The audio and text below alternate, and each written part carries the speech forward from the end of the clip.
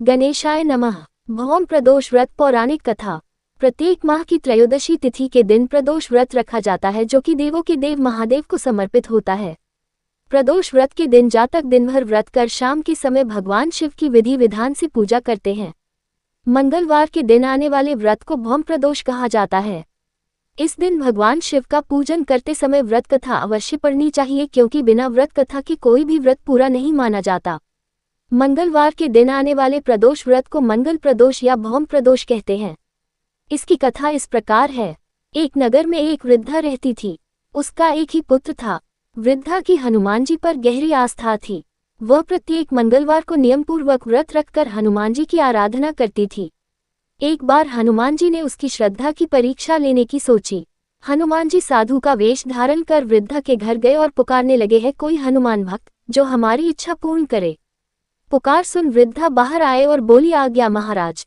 हनुमान वेशधारी साधु बोले, मैं भूखा हूँ, भोजन करूंगा, तू थोड़ी जमीन लीप दे। वृद्धा दुविधा में पड़ गई।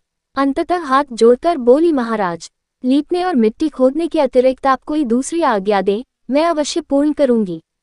साधु ने 3 बार प्रतिज्ञा कराने के बाद कहा, तू अपने बेटे को बुला, मैं उसकी पीठ पर आग जलाकर भोजन बनाऊंगा। ये सुनकर वृद्धा घबरा गई, परंतु वह प्रतिज्ञाबद्ध थी। उसने अपने पुत्र को बुलाकर साधु के सुपुर्द कर दिया।